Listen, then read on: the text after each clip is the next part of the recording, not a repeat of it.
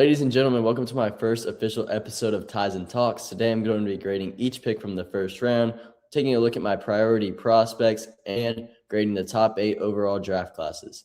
All of that and much more on today's edition of Ties and Talks. Make sure you like this video and subscribe to the channel as I'm trying to grow it as fast as I can. First, let's talk about Fernando Mendoza, the number 1 overall pick. A- grade, as you can see here, the expected pick all along this draft season. Everyone knew it was going to be him. No one was surprised. Fernando Mendoza, great quarterback, led Indiana to a national championship. I think this was a solid pick. I don't think he's your average elite, amazing quarterback prospect coming into the NFL, but I think he will be very solid and a good quarterback in the NFL. Second, the Jets took David Bailey. This is an A grade for me. The whole draft season, it was between him and Arvell Reese, who's going to go second overall. It was pretty much 50-50 across the board, and I was always on the belief that it should and would be David Bailey, and it was. This is an elite pass rusher, and I think that's exactly what the Jets need to add to this defense. I hope that they can get in situations where he can just pin his ears back and go get the quarterback, because that is where he's at his best, but we will see. Third overall, the Cardinals took Jeremiah Love. I gave this a C grade. I love the player. I just hate the pick and the fit for the Cardinals here. I think the Cardinals are clearly in rebuild mode, as they should be, and they take a running back. This kind of seems like a move for a team that would be going all in or trying to win right now. They are having to pay their running back position over $60 million. That is insane. The next closest is the Saints at around $40 million with Travis Etienne and Kamara. And I just think to be paying them Jeremiah Love a lot of guaranteed money, James Conner and Tyler Algier is crazy and just not a smart decision from the front office. I think they should have either traded out of the pick and got good value for it, as they definitely could have, or taken a defensive player or an offensive lineman in this situation. Yes, I think he could be a good player, just don't love the pick here at 3. 4, the Tennessee Titans took Carnell Tate, and I give this a D grade. That might be pretty crazy. A lot of people don't dislike the pick, at least as much as I do. I just don't.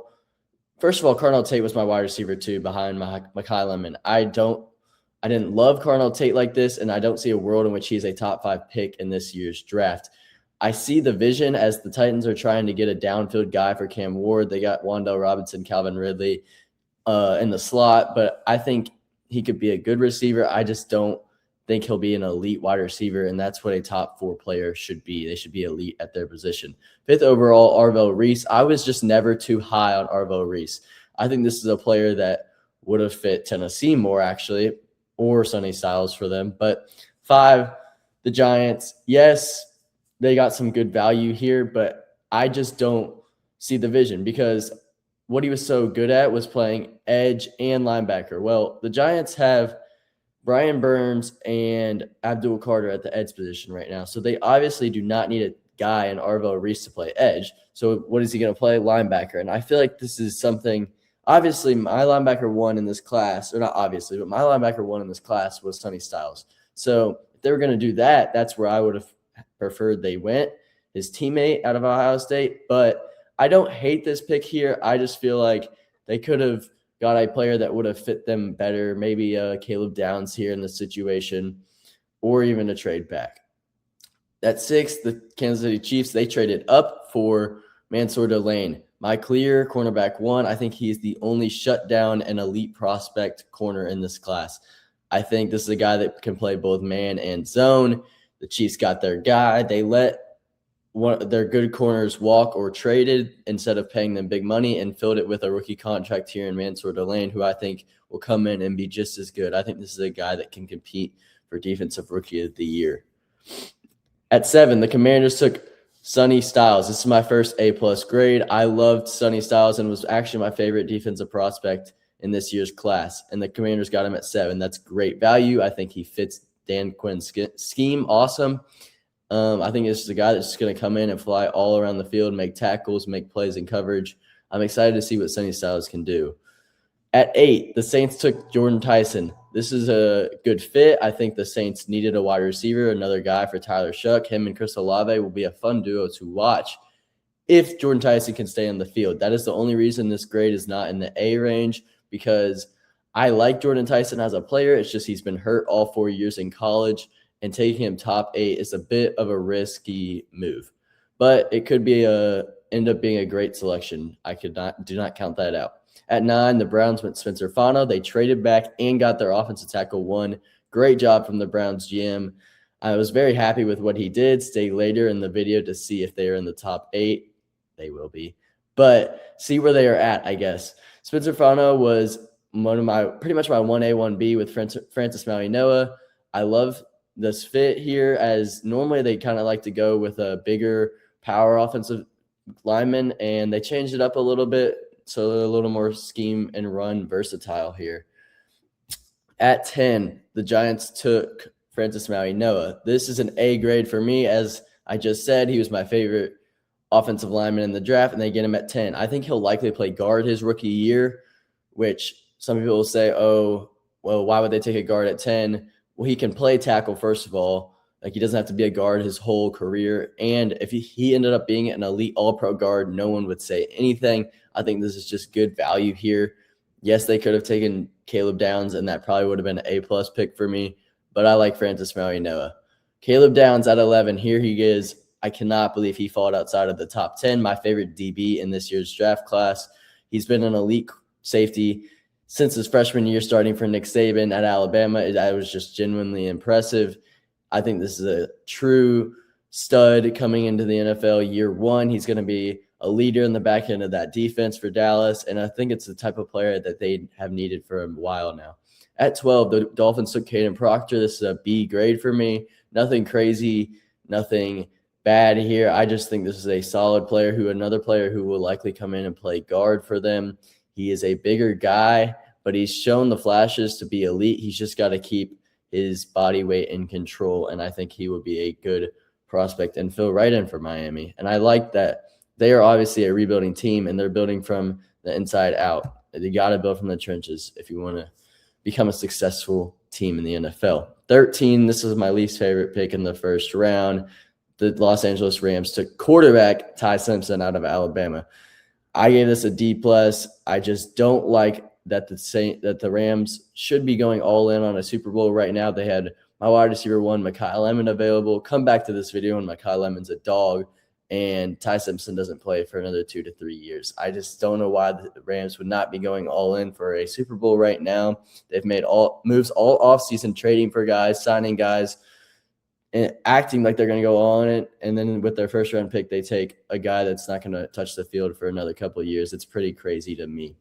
At 14, the Ravens took Vega, offensive guard from Penn State. This is an A grade, probably the safest pick in this year's draft. Everyone kind of mocked this pick all draft season. The Ravens need a guard. They fill one in with the clear offensive guard 1 in this year's class. 15, the Tampa Bay Buccaneers went with Ruben Bain. This is an A+ grade for me. My second overall edge in this year's class, and the Tampa Bay Buccaneers' number 1 position of need, and he falls to 15. They were ecstatic. He was not very happy that he fell, but I think he's just only going to use that as more motivation and be a stud in the NFL. 16, the Jets took Kenyon Sadiq. This is a B grade for me. Another very solid pick. I like what the Jets did in this year's draft. Kenyon Sadiq is a player who showed all the flashes to be an elite level receiving tight end in the NFL. I think he could still put it together a bit more, but that's a good pick, as the Jets are a clear rebuilding team. It might take him a year or 2 or 3 even to become what he can be, and that's okay. I think this is a high upside pick here at 16 for the New York Jets. 17, my Detroit Lions take Blake Miller. This is an A grade for me. I would have preferred Monroe Freeling, and it would have been an A+, but the Lions get their right tackle what they needed. He fits them well. He's an experienced player. He's a player that is a physical guy. He fits all the traits that the Lions and Brad Holmes prioritize, and they get their right tackle, which is their number 1 position of need. 18, the Minnesota Vikings took Caleb Banks. This is a D grade for me. I just don't love that they drafted a player that has been so injury prone and honestly hasn't put it all together on the field consistently enough to be a top 20 prospect. This was probably the second most shocking pick of the first round. Yes, he could pan out, but this is a clear boomer bust prospect for me. At 19, the Panthers took Monroe Freeling. This is another A-plus grade for me. The Panthers get my offensive tackle 3 all the way down here at 19. Yes, it might not have been the biggest positional value or position of need, but Monroe Freeling has one of the highest upsides in this year's class. I think he could end up being an all-pro offensive tackle, and I would not be surprised at all. He only started for real 1 year, but he showed that he could be an elite prospect. At 21, the Philadelphia Eagles selected Mekhi Lemon, my wide receiver 1, down here at 21. The Eagles have been needing a wide receiver, as likely A.J. Brown is gone. And even if he is not, this is a guy that can come in and play in the slot for them. Mekhi Lemon, absolute dog, great route runner. He can go up and get the football too at his size. I'm excited to see what he can do in the NFL. Look out for him to win Offensive Rookie of the Year. 21, the Pittsburgh Steelers took Max Enaker. Sorry, I can never say that name right. Good Lord. B- here. This is a player that's a pretty raw offensive tackle, but I think he has the upside, and I see the vision of this selection. Just don't know if this was a little too early for me. 22, the Los Angeles Chargers selected Akeem Mesidor, edge out of Alabama. This is a B grade, a very solid pick right here. This is an older prospect. I see he's 25 years old already. That is very old for a first-round rookie. But he produced in college. He's honestly top 20 play level on the field. So this is a player that's going to come in, rotate for them likely year 1. And then once Khalil Mack's off his contract, I bet they let him walk, and Akeem Mesidor steps in and is the starter for them. The Cowboys here, I think Malachi Lawrence is this was a little high for me. I preferred TJ Parker ahead of him. I also would have preferred Keldrick Falk ahead of him. I just didn't love Malachi Lawrence as this high of a prospect. I did not grade him as a first-round guy. Yes, the Cowboys could use an edge defender, so I see the positional value and I see the vision here. Just did not love that this was the player that they chose. At 24, the Browns took Casey Concepcion, one of my favorite receivers in this year's class. They need an electric receiver, a playmaker that's just going to get the ball in his hands and go make a play, and that's what he's going to do. Yards after catch king, as I like to call him. 25, the Chicago Bears, unfortunately one of my least favorite teams in the NFL. They make a great selection here, A-plus grade for them. Dylan Thieneman, my safety 2, but a top 20 player on my board, goes at 25. This is a player that can do it all. He's great in the run game, can make plays on the football. He's going to do that. They brought in safety Kobe Bryant. That's a really cool safety duo in their back end for Chicago. Keelan Rutledge gave this a D grade. I just did not love this guard. I actually had 2 guards over him, and I just can't believe that they traded up for this player. I feel like he could have been there even in the second round. Yes, they needed a guard, and they filled a position of need. I just did not love this pick.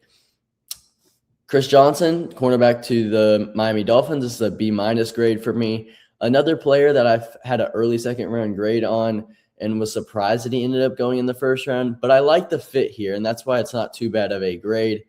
The Dolphins are zone-heavy scheme. They get a guy that does that. I just had both of the Tennessee corners and Avion Terrell ahead of him on my positional rankings, so that's the only reason this sits in the B- range. At 28, the Patriots took Caleb Lawman. This is a B-plus grade for me. A very solid pick, as he was my offensive tackle 6. I like Caleb Lawman and his upside. I think it's very high. I just don't know that I would have taken this pick, as they just went to the Super Bowl and are fighting to get back there. I don't know that Caleb Lawman will even start his rookie year, and this could be a good pick down the road, but right now is the only reason that is not in the A range. At 29, the Chiefs took defensive tackle out of Clemson, Peter Woods. He was my 4th-ranked defensive tackle. I just did not love his play on the field. I didn't know that it was consistent enough, especially this year. His past year before that was a good year, but I just don't think he had a great offseason or draft season either. He didn't really participate in much, didn't do all the drills at the combine. I think he flashes the potential, but a boomer bust guy here at 29 for the Chiefs. The Jets took Omar Cooper at 30. I gave this a B grade, just a solid and reliable receiver in general. He's not too elite at any certain skill, but I think he's just a good receiver, and the Jets need a reliable guy next to Garrett Wilson. At 31, the Titans traded back in for Keldrick Falk. This is an A grade for me. He was my edge rusher 3 in this year's class, and they get him all the way down here. I think he fits what Robert Saleh did and kind of makes up for that pick at 4 with Carnell Tate. Final pick of the first round was Jadarian Price, running back out of Notre Dame. This is a B- grade for me. They fill their running back position, losing Kenneth Walker with a guy that I actually gave a player comp of Kenneth Walker to, which is very funny. I just had an early second round grade on him. I didn't think he would end up going in the first round, but I don't hate this pick, and it fills a position of need for the Seahawks as they're trying to get back to the Super Bowl. So I'm glad that they prioritized that. But overall, I had 6 A pluses in this year's first round grades. Sonny Styles, Caleb Downs, Ruben Bain, Monroe Freeling, Makai Lemon, and Dylan Thieneman. Let me know in the comments who your A plus grades were in this year's class and if your team made a good selection or not. But now here's the list of my priority prospects that I made. This is the list I made before the draft, kind of emphasizing a couple of the key players at each position that I liked based off of where their consensus was, where their value was, and how good I thought the player was. You can read through it. You can pause this. I'm not going to go through every player. Yes, some positions are lighter. I didn't love the quarterback class nor the tight end class. I really did enjoy the safety class, the linebacker class, and the receiver class was pretty solid. And then the rest, just solid classes overall. You guys can take a peek at this. And then here's a peek at just my overall position rankings. Most of them are top 8s to top about 10. And I spent a lot of time on this, so I figured I might as well show them. If there's anything that stands out from this list or anything you want to talk about in the comments, feel free to. But let's dive into this final segment of my top 8 overall classes. I'm going to dive into a couple of my favorite players from the class and give you the reasons why they made the list for me. Starting at 8, the Carolina Panthers, Monroe Freeling. As I talked about earlier in this video, I love the value at 19, one of my favorite players in this class. Love the upside. Lee Hunter, he's going to come in, be a run stuffer. He flashed some potential to get after the quarterback towards the end of the year. I think this is an exciting prospect here in the second round. Chris Brazzell, the second. This is a deep field threat for Bryce Young. He's going to get down the field quick. If Bryce Young can hit him, he could hit some big touchdowns this year. I also like Sam Hite in the 5th round. This is a center that can come in and play. And Zakee Wheatley, he has the size, big size and length, and he could get snaps, and I would honestly feel pretty comfortable. At 7, Tampa Bay Buccaneers. Obviously, I love the Josiah Trotter pick is what is bringing this list down. Honestly, I know a lot of people are high on him. I personally just don't think he will be good enough in coverage. I think NFL teams will find a way to attack him, get him out in space, and that could give him problems. Ted Hurst, this is a sleeper prospect. He kind of rose up draft boards a little bit late because he's from Georgia State, but he's an outside wide receiver. The Buccaneers needed that as they kind of have a lot of slot guys if you really think about it. Keontae Scott, this was one of my favorite picks in the entire draft. Safety or cornerback out of Miami. I think he will fit in more as a strong safety in the NFL. Can play the nickel too. I love this pick here for Tampa Bay. I also like Billy Schroth in the 5th round. This is another late round offensive lineman that can come in and play, and I would feel very comfortable. At 6, the Washington Commanders, they only had 6 players in their class, but I liked a lot of their picks a lot. Sonny Styles, my favorite player in the class. They get him 7th overall. Great selection there. Antonio Williams, this is a true slot receiver from Clemson. He is a great route runner. I think if you just get the ball in his hands, that plays in well to the system for the Commanders. They do a lot of RPOs. I think he fits in well and was honestly one of my favorite wide receivers taken based off of where they landed. Joshua Josephs is just a quarterback or edge rusher that's going to come in, be a 3rd down pass rusher, get after the quarterback. Katron Allen in the 6th round is great value, and I honestly think him and Ja'Cory Krosky-Merritt could be a fun running back duo. Number 5, the New York Giants. I love their 2nd pick here, Francis Mauigoa at 10. I like the Arvo Reese pick. We've talked about it in this video already. A solid pick there at 5. Colton Hood, amazing pick. My cornerback 2 falls all the way down to 37. I was hoping the Lions would honestly come up and trade up for this player as he was falling so much, and the Titans got a good physical press man corner here. Malachi Fields is a solid wide receiver there, and J.C. Davis, I had a 4th round grade on him. He ends up going all the way down in the 6th. Number 4, the Indianapolis Colts. They didn't even have a first-round pick, and they're up here this high. It's pretty impressive. C.J. Allen, I think this was a first-round grade linebacker for me. I loved C.J. Allen. I was higher on him than most people. Same thing with A.J. Halsey, a safety that's going to come in and take the ball away for the Indianapolis Colts. And I really did like Jalen Farmer. This is a big physical guard. And I also enjoy the Deion Burks pick down here at the bottom. I cannot believe he fell down to the 7th round. This is a guy that's going to come in and play for them. I think he could be the backup slot for Josh Downs. That's a guy that tends to get injured. Number 3, the New York Jets. This was the David Bailey pick. I loved that pick. Kenyon Sadiq, a very solid pick. Amar Cooper, solid pick. We've talked about all those. D'Angelo Pons comes in. I think he fits their system amazingly. Aaron Glenn, physical type of corner that's going to stay on your hip the whole time, and that's exactly what he does. BJ Payne, this is another guy that I had a 4th-round grade on that fell all the way down to the 7th round. This was one of my favorite day 3 steals. At 2, we have the Baltimore Ravens. I really like the Ravens draft. They get a stud guard, first overall selection in Vega. Zion Young, I had him as my edge rusher 6. He went as the 8th one taken.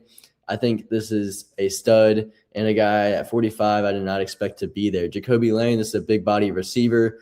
The Ravens needed that. Elijah Surratt, another receiver that produced in college, won a national championship. I also love the Adam Randall pick. He was my 7th ranked running back. I was very high on him. I think he has all the tools to put it all together. He could be a great NFL player. They also got a punter in there. A lot of these late round guys I like. I think the Ravens had one of the best drafts. And finally, number 1 overall draft, my favorite draft class, the Cleveland Browns. Spencer Fano, they trade down and get their offensive tackle 1, get one of my favorite receivers in the class with Casey Concepcion, a deep ball vertical threat in Denzel Boston in the 2nd round. Those 2 receivers will improve their receiver room so much. And they also have Jerry Jeudy. That receiver room is really coming together. The offense is coming together in general with the offensive line. Judkins, hopefully Shedeur Sanders can have a good year, and I think the Browns could be a sneaky team in the AFC North. Emmanuel McNeil-Warren, this is a safety prospect that I had late 1st round, early 2nd round grade on, goes all the way down at the end of the 2nd round. A great value pick for Cleveland here. I think they traded up for him. I'm okay with that. Justin Jefferson, a guy that can come in and play at the linebacker position. They draft another late round quarterback. Kind of funny because they took a lot in last year's class, but you never know. He could come in and give some competition this year in the offseason. I think the Cleveland Browns just had a complete draft, and those first 4 picks are amazing value, and I just love all of those players. So that'll do it for this video. Thank you for coming by, watching my first official video on this YouTube channel, but I loved recapping the draft with you guys. Thank you for watching this whole thing. I spent a lot of my time and effort into learning about these players before the draft, so I figured I would make a video talking about each and every one of the 1st-round picks and some of my favorite overall draft classes. Let me know down in the comments how you think your team did, some of your favorite picks, and some of your picks that you think went too early or guys that should not have went as early as they did. But that'll wrap up this video, first official video on the channel. Thank you for stopping by. It's been fun. Peace.